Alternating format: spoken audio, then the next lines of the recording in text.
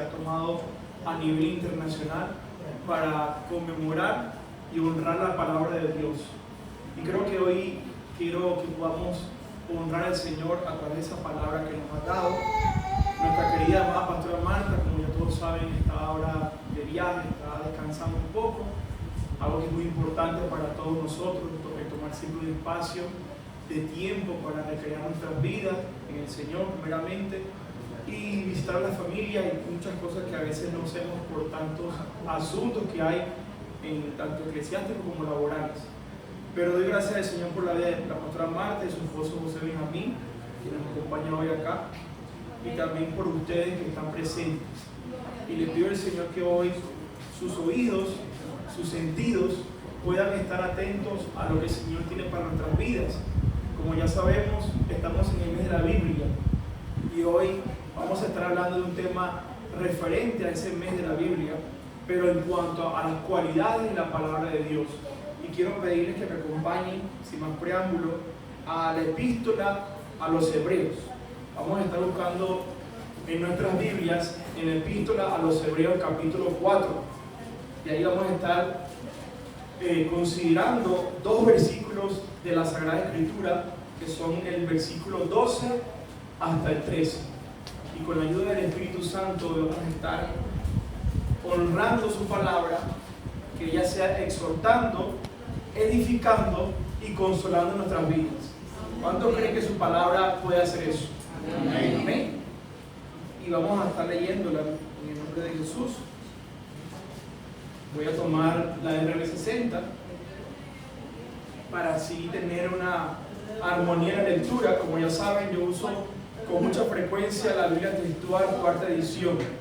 Es una traducción textual, la cual recomiendo para la enseñanza de la Escritura. Repito la cita, Hebreos 4, versículos 12 y 13. Vamos a estar considerando esos versos como base a este mensaje, el cual vamos a estar desarrollando y con la ayuda del Señor se estará exponiendo. Hebreos 4, amén. Cuando lo tengan, para que por favor hagamos inicio a la lectura. Amén, amén. El amén es gratis, ¿verdad? Sí. Todavía no se cobra, todavía no se cobra esas cosas. Gracias a Dios, hermano David, que nos está cobrando por eso. Dios nos ayude a que no lleguemos a ese nivel, aunque estamos en los últimos tiempos. Dice así la Escritura en el nombre del Padre, del Hijo y del Espíritu Santo. Amén. Porque la palabra de Dios es eficaz y más cortante que toda espada de dos filos, y penetra hasta partir el alma y el espíritu, las coyunturas y los y discierne los pensamientos y las intenciones del corazón. Y no hay cosa creada que no sea manifiesta en su presencia. Antes bien, todas las cosas están desnudas a los ojos de aquel a quien tenemos que dar cuenta. Tomemos asiento a esta palabra y que el Señor bendiga su santa y bendita palabra en el nombre de Jesús. Y el título de este tema o enseñanza o mensaje es el siguiente. Y quiero que repitan conmigo cuando lo vaya a leer. El poder de la palabra. El poder de la palabra. ¿Y cuántos creen que la palabra de Dios tiene poder? Amén. Amén. Hoy vamos a estar hablando, como ya sabemos, en este mes de septiembre, se ha estado honrando y reconociendo la Sagrada Escritura como la palabra de Dios. Y nuestra pastora Marta la semana pasada estuvo hablando del origen de la Escritura, de la conformación de los 68 libros. 66 libros. Muy bien, es que se me confundí, hermano. 66 libros, ¿verdad? Y que está unida a través de dos pactos o testamentos. Quiero hacer rápidamente una recapitulación de lo que ella dijo, que fueron 40 hombres, que por un periodo de aproximadamente 2000 años, estos hombres fueron inspirados ¿por quién? Por el Espíritu Santo. Y sabemos claramente que la Escritura tiene un autor divino y ese autor es Dios mismo. Y que a través de esa inspiración, el soplo de él o de su presencia fue sobre aquellos hombres que escribieron estos 66 libros, los cuales tenemos hoy día, conocidos como el Antiguo y Nuevo Pacto, pero llamado en su totalidad como la palabra de Dios. Entonces, mis hermanos, en este tema vamos a estar desglosando 4 cualidades que la Escritura tiene en cuanto a estos 2 versículos. En esta sección, o si una semana en la Biblia, vamos a ver primeramente que la Escritura tiene cualidades. ¿Cuántos saben que la Escritura tiene cualidades que son inherentes a ella y que son únicas, absolutas y que no pueden ser quebrantadas porque es la palabra de Dios? Y sabemos que la palabra de Dios es viva y eficaz. Pero para no ir tan rápido, quiero que vayamos allí al verso 12, donde nos dice que es viva. Y definiendo la palabra viva en su texto original, que fue en griego, recordándoles que el Nuevo Pacto fue escrito ¿en qué idioma? En griego. En griego. Un griego que se llamaba koiné, que fue un dialecto que se describe como el griego común, el que se usaba en los tiempos de nuestro Señor Jesucristo. Es griego. Y esa palabra viva viene de un vocablo que quiere decir viviente. Viviente. Y cuando vamos a la Escritura podemos ver que fue realmente no solo inspirada, sino que Dios también la transmitió para que permaneciera para siempre. Y tenemos 2 versículos base a esta cualidad que define la Escritura o la palabra de Dios. Si me acompañan a Hechos capítulo 7, verso 38, nos dice la palabra de Dios cuando Esteban, aquel joven que fue apedreado o martirizado, el primer mártir de la iglesia en su inicio fue Esteban. Y recordemos que Esteban era un hombre joven lleno del Espíritu Santo. Y cuando él les habló allí estando en el Sanedrín, este joven dijo algo muy importante de la Escritura. Y en el versículo 38, Esteban dijo estas palabras, haciendo un resumen de lo que él en sí estaba hablando. Él lo que hizo fue exponer toda la Escritura, por cierto, en un solo, digamos, en una sola compaginación, en un solo párrafo o en un solo mensaje. Habló desde Génesis hasta Malaquías y hasta Jesucristo en sí. Y cuando expuso el mensaje a su defensa, en el verso 38 dice: este es aquel Moisés que estuvo en la congregación en el desierto con el ángel que le hablaba en el monte Sinaí con nuestros padres y que recibió palabras de vida que darnos. Entonces las palabras que recibió Moisés fueron palabras de vida. Esa es la palabra de Dios. Está vigente, es viviente, no ha pasado de moda como los teólogos modernos o la crítica alta, como se le conoce, ha querido decir de la palabra de Dios, que como fue escrita hace un tiempo antiguo, un tiempo ya remoto, dicen muchos ya que pasó de moda y que no puede realmente ser usada en estos tiempos porque es anticuada, no puede contextualizarse en este tiempo sencillamente porque ya no encaja. Eso es una mentira de Satanás, porque la Escritura sigue viva, la Escritura sigue hablando. La palabra de Dios sigue salvando. La palabra de Dios sigue transformando las vidas en cualquier tiempo, en cualquier edad y en cualquier lugar. Porque es la palabra de Dios. Y por ser viva, hermanos, nosotros debemos honrarla. Porque es vida, porque Dios es Dios de vivos y no Dios de muertos. Entonces, en 1 de Pedro capítulo 1, verso 23, también nos dice claramente el apóstol Pedro: habiendo sido renacidos, no de una simiente corruptible, sino incorruptible, por medio de la palabra de Dios, que vive y permanece. ¿Sabía usted que cuando Cristo vino a su vida, fue la palabra de Dios que regeneró el corazón que usted tenía de piedra y lo convirtió en un corazón de carne? ¿Sabía usted que cuando escuché el Evangelio de Cristo, en el tiempo que Dios lo llamó por gracia, fue la palabra de Dios que hizo esa obra de regeneración, transformando su vida pasada en una nueva criatura en Cristo Jesús? ¿Sabía usted eso? Eso lo hace la palabra de Dios. Eso fue lo que hizo la palabra de Dios en mi vida cuando tenía aproximadamente 20 años de edad. Yo era sencillamente un rebelde. No quería saber nada de Dios, no me interesaba escuchar de Dios ni del Evangelio, pero cuando la palabra de Dios vino a mi vida, hermanos, quebrantó todo mi ser y me llevó a los pies de Cristo Jesús. Eso lo hace la palabra de Dios. Pero más allá de ser una palabra viviente, como lo vimos hace un momento, la palabra de Dios es eficaz. Es eficaz. Y la traducción o la definición, perdón, de esa palabra viene del griego, que quiere decir enérgico, activo u operativo.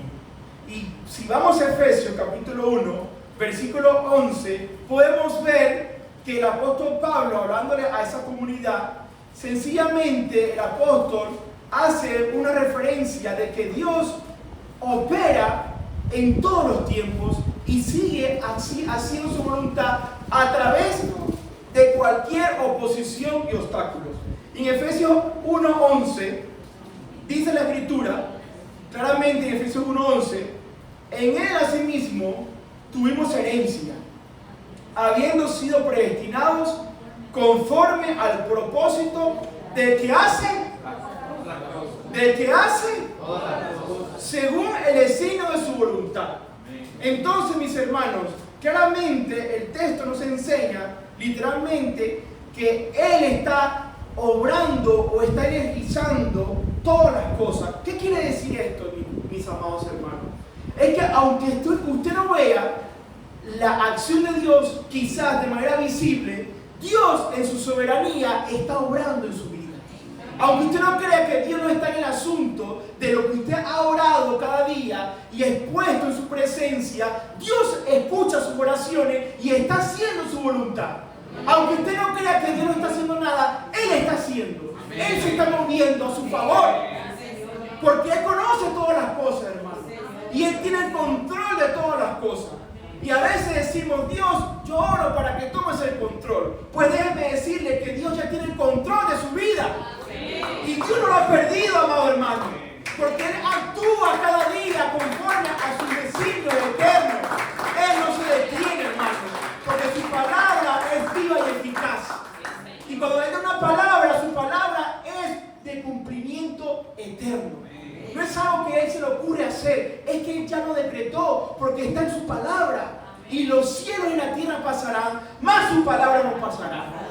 Entonces, amado hermano, hoy es el día de que usted descanse en su palabra. Si usted cree que la palabra de Dios tiene poder, o si realmente la palabra es viva y eficaz. Y yo lo creo, hermano. A veces, hermano, dudamos de esa palabra. A veces dudamos de la Escritura y decimos, Señor, ¿dónde estás tú? Pero Dios está obrando. Y seguirá obrando y cumplirá su propósito en nosotros. Porque Él lo decretó, lo determinó y lo declaró según su palabra. No somos nosotros, es Él el que decreta, el que determina y el que hace su voluntad, que es buena, agradable y perfecta. Entonces, amado hermano, hay otra característica o cualidad de la palabra de Dios. Ya vimos claramente que la primera es, ayúdenme, viva y eficaz. Ya serían dos, ¿verdad? Pero vamos a la tercera. Y es que la Escritura o la palabra de Dios es más cortante que toda espada de dos filos. Literalmente esa expresión quiere decir filosamente cortante. Filosamente cortante. ¿Ha usado usted alguna vez un cuchillo para cortar quizás el pescado o la carne y quizás no corta mucho? ¿Pero qué hace usted para poder cortar? Lo fila, ¿verdad? Porque el cuchillo sencillamente pierde su filo. Yo no soy experto en esto, pero vos sabés que yo no lo soy. Yo le pido ayuda a ella incluso, porque no sé afilar cuchillo. Le confieso.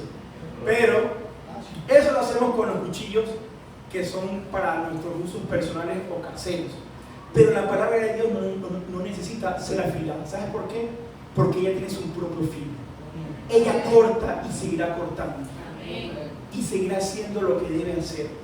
Y esta palabra de Dios, mis hermanos, o la espada que dice aquí el apóstol, el escrito de Hebreos, viene de un término que quiere decir daga o puñal.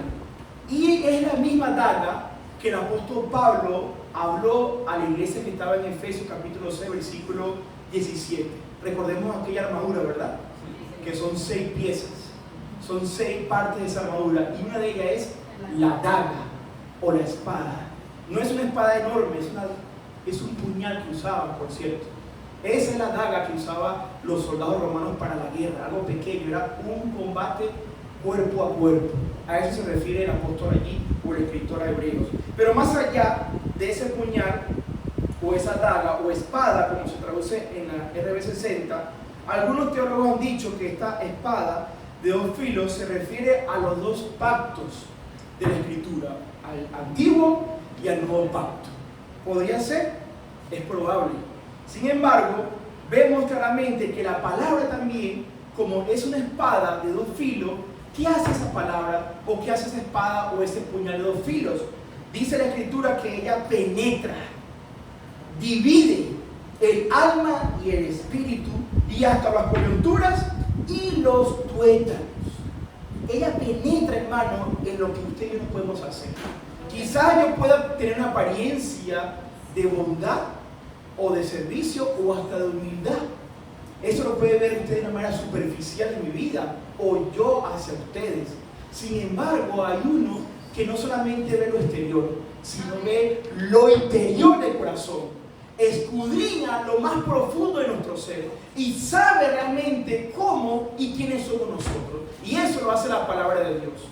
Nos expone delante de su presencia, amados hermanos. Primeramente dice que divide el alma, o sea, la psique, como se le llama en la psicología, o el suje, pero se conoce realmente más como psique, que es la parte emocional, que es la parte donde se aloja todos los sentidos o todos los sentimientos y emociones que tenemos nosotros, porque somos realmente seres tripartitos, como se le ha dicho, o somos una tricotomía. Pero también está el espíritu, que se conoce como el neuma, el espíritu, que es la parte espiritual que ha sido regenerada. Recordemos que usted y yo hemos nacido del agua y del espíritu por la palabra de Dios. Claramente, Pablo en la primera carta a los Tesalonicenses, capítulo 5, verso 23, nos habla de esta tricotomía. ¿Y qué es esa tricotomía, hermano Jesús? Que no estoy entendiendo. ¿Cómo se come eso? ¿Qué plato es ese, hermano Jesús? Sencillamente es un término que se refiere a tres partes. Tricotomía: cuerpo, alma y espíritu. ¿Y eso aparece en la Biblia? Sí aparece.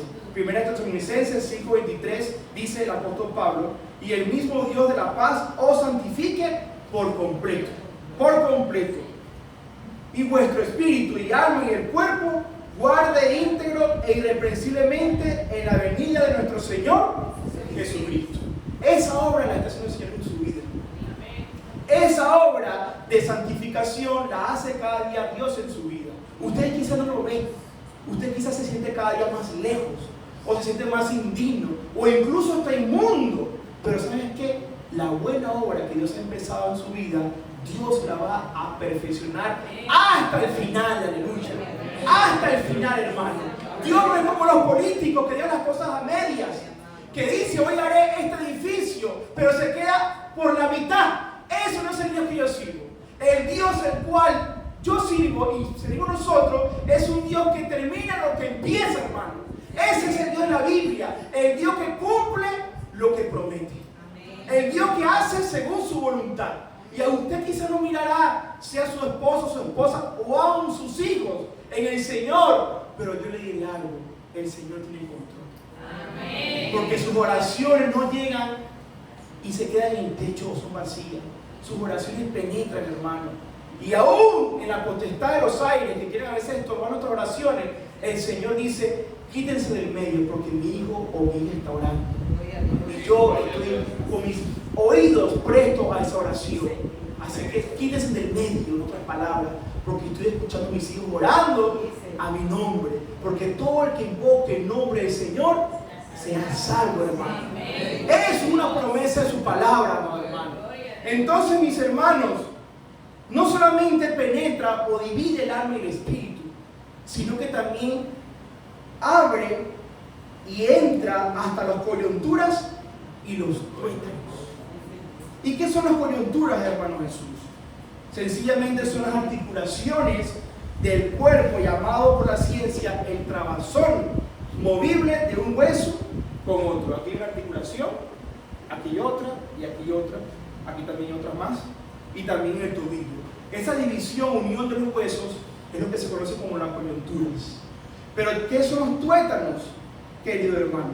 Los tuétanos es la médula, sustancia, en otras palabras, es esa médula o grasa de color blanquecino que se encuentra en el interior de los huesos. Ese es el tuétano, lo que le da vida.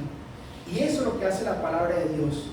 Ella no solamente separa nuestras emociones, nuestra alma, nuestro espíritu, no solamente penetra en las coyunturas, no solamente penetra en los tuétanos, sino que nos desnuda totalmente, nos expone, nos dice: yo te conozco antes que te formase, antes que naciera, antes que tu madre y tu padre te concibieran, yo te conocí. Es la palabra de Dios. Y yo quiero que me acompañen al Salmo 139 y veamos este precioso salmo de cómo Dios, a través de su palabra, nos conoce a nosotros, hermanos. Conoce todo nuestro ser. Eso lo hace la palabra de Dios. La palabra de Dios no solamente penetra, según Hebreos capítulo 4, como leímos hace un momento, versículo 12, que es una espada de dos filos y penetra hasta partir el alma y el espíritu y las coyunturas y los tuétanos. No solamente hace eso. Esto lo demuestra, mis hermanos, que la palabra de Dios tiene el poder para exponer y sacar a luz todo lo oculto de nuestro ser.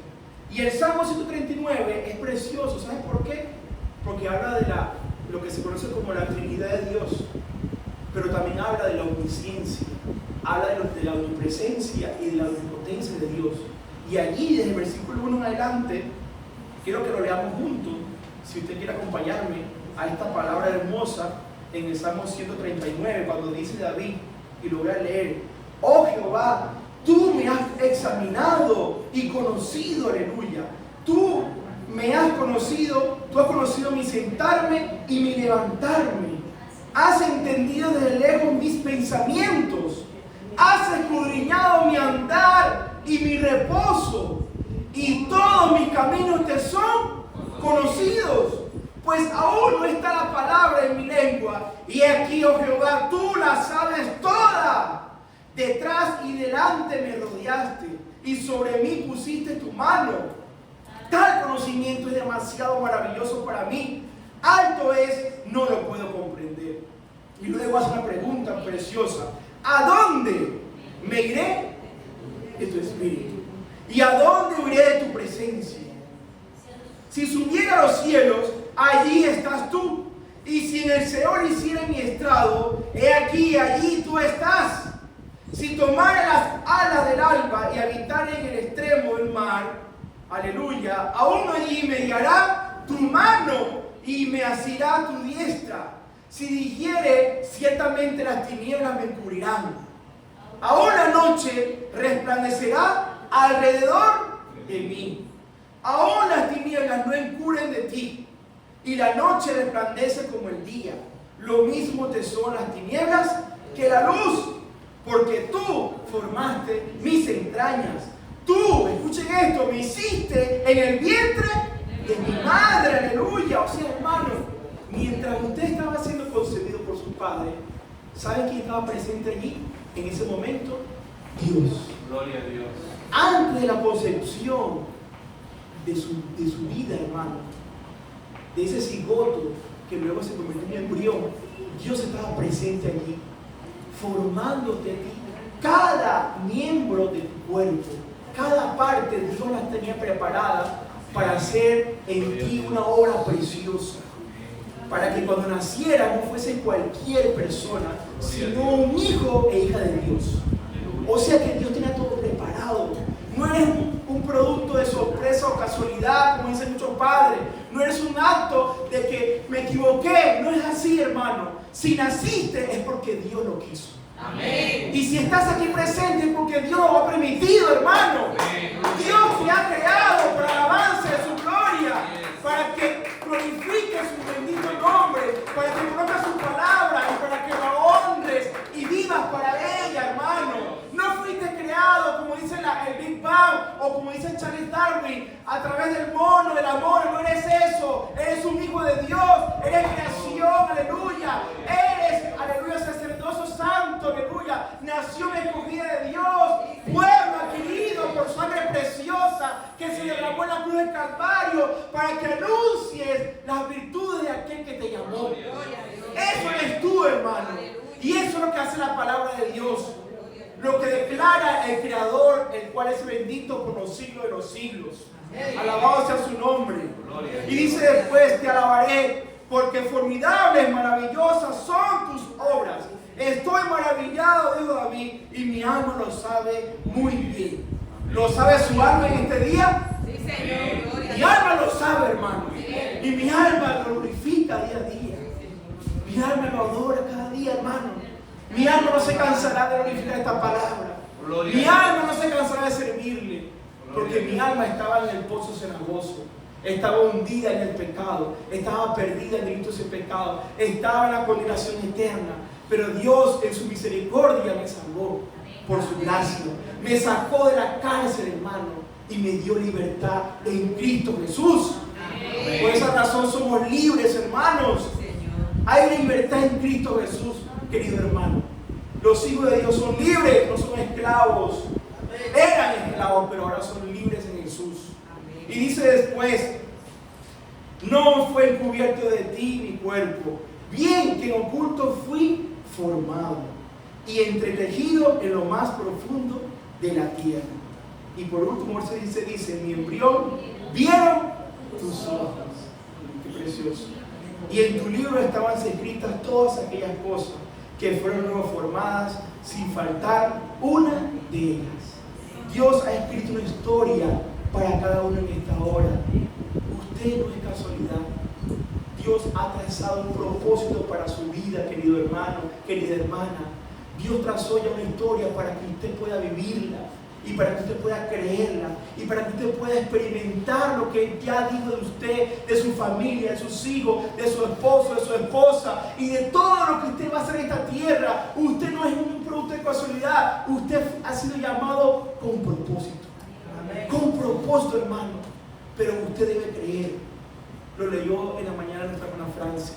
Sin fe, es la fe, pues la certeza de lo que se espera y la convicción de lo que no se ve. ¿Cree usted?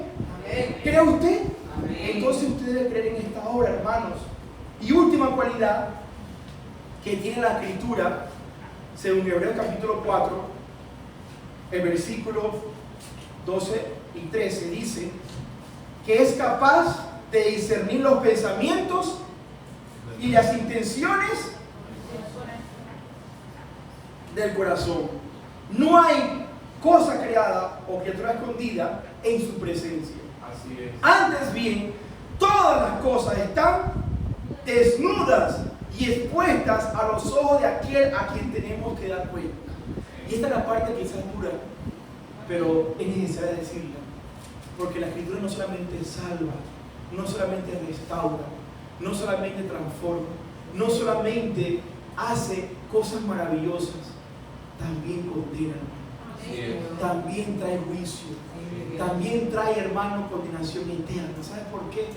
Porque Dios lo estableció.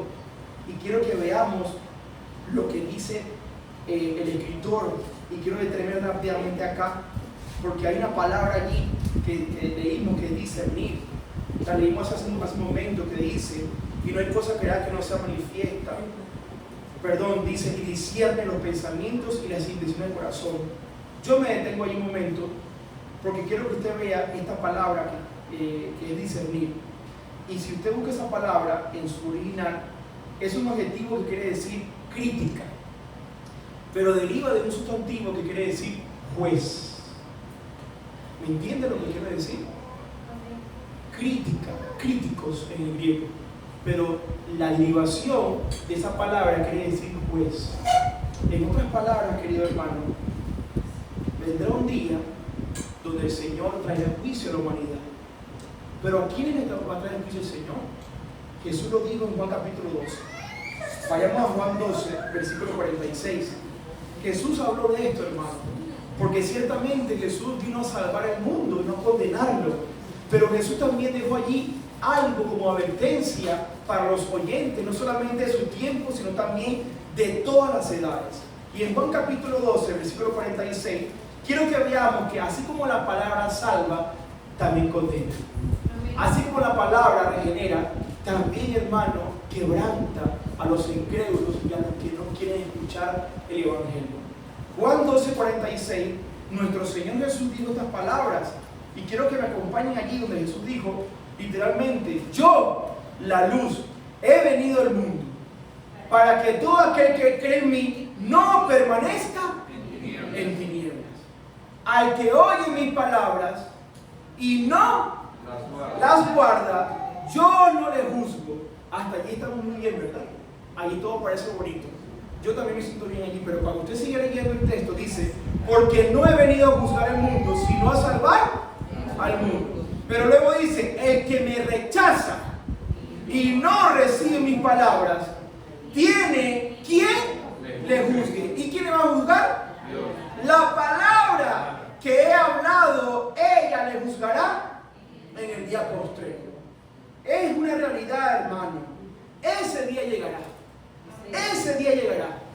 Todos aquellos que han escuchado el Evangelio, bendito, el Evangelio de la verdad, el Evangelio que es por Dios para salvación, y que dijeron, no me interesa el Evangelio, no quiero escuchar el Evangelio, no deseo escucharlo, me da igual la palabra de Dios, y que se burlaron, y que se mofaron, y que dijeron, me da igual, ellos serán juzgados, hermano, serán juzgados por Dios mismo.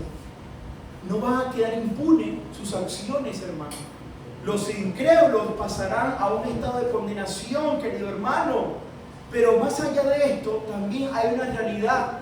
Y es que a la iglesia de Jesucristo se le demanda no solamente creer, sino guardar la palabra. Guardar su palabra. Guardar sus mandamientos. Vivir por ella. Amar su palabra. Abrazarla. Honrarla. Y glorificarla con nuestras vidas, hermano. No es solamente glorificarla con mis palabras, sino con los hechos que son realmente lo que definen sus intenciones del corazón. Porque yo puedo hablar del amor, pero quizás yo no amo. Yo puedo hablar del perdón, pero quizás no perdono. Yo puedo hablar de la misericordia, pero quizás ni siquiera sé lo que es misericordia, porque no lo experimento. Pues Dios nos dice hoy, tenemos que obedecer y guardar su palabra de verdad. Y en Hebreos capítulo 3, Hebreos 3:15, Hebreos 4:7 y Hebreos 4:15, el escritor nos dice algo importante, hermanos, sobre esto. Y nos dice, hablando de que la escritura es viva y eficaz, dice, en tanto se dice, hoy, cuando escuchéis su voz, no endurezcáis vuestros corazones, como en la rebelión. ¿De quién está hablando el escritor? De los judíos en el desierto. Recordemos que ese pueblo era rebelde. Ese pueblo no quería saber de Dios. Aunque miraron las maravillas, gustaron del buen don celestial, miraron cómo se abrió el mar en dos, aún en el desierto, ellos no obedecieron a Dios. Sencillamente ellos caminaron según su voluntad, según su corazón endurecido. Pero el escritor nos dice claramente que no seamos como ellos, incrédulos, rebeldes a la palabra o desobedientes, sino que hoy, hermano, hoy es un día especial para que podamos realmente obedecer su palabra. Y en Hebreos 4:7 también dice, de nuevo fija un día, hoy. Y en Hebreos 4:15, rápidamente, en Hebreos 4:15, Hebreos 4:7, también nos dice hoy, diciendo por medio de David, después de tanto tiempo, como queda dicho antes, hoy, si oís su voz, no endurezcáis vuestros corazones. 3 veces, hermano, nos dice la Escritura, hoy, hoy, hoy, diciendo, hoy necesitamos ponernos a cuenta con Dios. Hoy tenemos que ponernos a cuenta con Dios, hermano. Y yo quiero hoy hacer un llamado a cada uno de ustedes, empezando por mí. Si hoy usted, hermano, entiende el compromiso que usted tiene con la palabra de Dios, con el propósito que Dios ha determinado para su vida, ¿qué va a hacer usted hoy? ¿Saldrá igual? ¿Irá a su casa como si nada pasó? ¿O realmente determinará seguir a Cristo en medio de las pruebas, en medio de los prejuicios, en medio de lo que estamos viendo allá afuera en este mundo que cada día se corrompe y se pierde más? ¿Qué vamos a hacer hoy, hermanos? Dice Isaías 1:18, y después venid y estaremos a cuenta. Dice Yahvé, aunque vuestros pecados sean como la grana, como la nieve serán emblanquecidos. Aunque sean rojos como el carmesí, vendrán a ser como blanca lana. Eso lo hace la palabra de Dios. Porque su palabra es viva y eficaz. Y más cortante que toda espada de dos filos. Y penetra hasta partir el alma y el espíritu, las coyunturas y los tuétanos. Y discierne los pensamientos y las intenciones del corazón. Y no hay cosa creada que no sea manifiesta en su presencia. Antes bien, todas las cosas están desnudas y abiertas a los ojos de aquel a quien tenemos que dar cuenta. Hermano, un día daremos cuenta del Señor de lo que hayamos hecho en la tierra. Un día estaremos frente o cara a cara del Señor Jesucristo. ¿Y qué le va a decir usted? ¿Cuál va a ser la excusa que usted le va a poner al Señor? Ese día no va a haber excusa para que usted lo sepa. ¿Saben por qué? Porque ese día nuestros rostros van a estar allí frente a Él. No podremos ni siquiera agachar el rostro ese día, porque estaremos delante de la majestad. Estaremos delante del Rey de Reyes y Señor de Señores. Estaremos al frente del Alfa, el Omega, el principio y fin. Estaremos al frente del Creador. Estaremos al frente del Todopoderoso. Estaremos al frente del gran Yo Soy. Estaremos al frente, hermano, del Dios vivo, hermanos. Y que dejó su palabra para que podamos no solamente oírla, sino obedecerla. Así que vamos a hacer una oración, querido hermano, en esta hora. Y allí, en su silla, si quiere ponerse sobre sus pies, vamos a orar al Señor por esta palabra. Y si usted quiere pedirle perdón al Señor, hágalo. Si usted desea pedirle perdón al Señor, hágalo, hermano. Pero hágalo de corazón. Hágalo de corazón. No siga caminando igual. No siga siendo, como dice la Escritura, el hombre de doble ánimo es inconstante en todos sus caminos. Defínase hoy qué va a hacer con su vida. ¿Cómo va a caminar en Cristo Jesús? Desde hoy, hermano. Hoy es el día, hermano, de ponerse a cuenta con el Señor. Hoy dice, cuando escuchéis su voz, no endurezcáis vuestros corazones.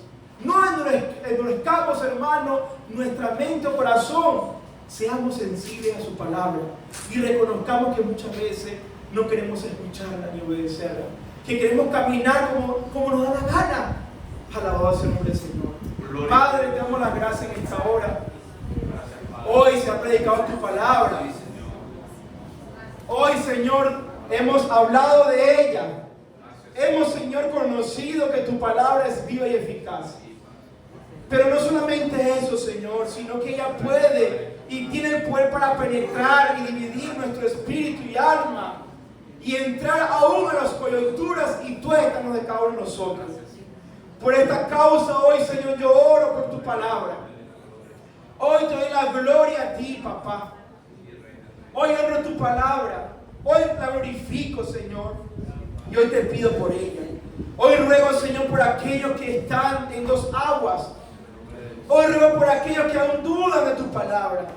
Hoy ruego por aquellos que aún no están caminando firmes en ti, Dios mío. Hoy te pido, Señor, que tú seas enderezando las sendas torcidas y que toda rodilla paralizada, Señor, sea restaurada en el nombre de Jesús.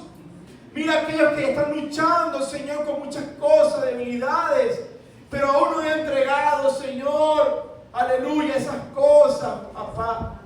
Yo te pido, Señor, que nos ayudes, porque un día tendremos que darte cuenta a ti, Dios mío, y no podemos escapar ese día, porque tu palabra, Señor, no puede, Señor, ser abrogada, no puede ser abrogada, no puede ser, aleluya, desterrada, porque el Señor ya permanece para siempre. Yo te pido en el nombre de Jesús que ayudes a cada uno de tus hijos, que nos ayudes como iglesia, que tú trates con nuestras vidas, que nuestros corazones puedan, Señor, ser sensibles a tu voz. Espíritu Santo, ayúdanos a obedecerte. Mira el tiempo que nos queda en esta tierra, Señor. No sabemos qué tiempo estaremos. No sabemos cuántos años de vida tendremos según tu gracia y voluntad perfecta.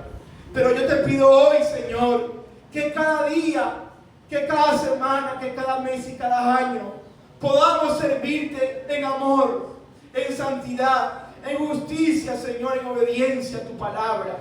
No queremos ser, Señor, hipócritas en el nombre de Jesús. No queremos ser como el hombre de doble ánimo, Dios mío. Queremos, Señor, ser como tú. Seguir tus pisadas, Dios mío. Ayuda a cada uno de tus hijos. Trae fuerzas nuevas. Trae fuerzas nuevas, Señor, en esta hora. Trae, Señor, aleluya, renovación de tu espíritu claramente. Glorifícate tú, Dios mío. Te lo ruego, Señor, en esta hora. Quebranta todo yugo de la tiniebla. Quebranta toda cadena. Quebranta toda ligadura. Quebranta, Señor, toda atadura. Quebranta, Señor, toda obra del diablo en el nombre de Jesús. Porque tu palabra, Señor, tiene poder. Tu palabra, Señor, aleluya, puede hacerlo. Porque aunque andamos en la carne, no militamos según en la carne. Porque nuestras armas no son carnales, sino poderosas en Dios para la destrucción de fortaleza, derribando toda altivez y orgullo que se levante contra el conocimiento de Dios y llevando cautivo todo pensamiento a la obediencia a Cristo Jesús. Señor, yo te doy las gracias por tu palabra. Recibe la gloria y la honra, la alabanza y la oración por los siglos de los siglos. Y tu iglesia dice: amén. Muchas gracias, mis hermanos.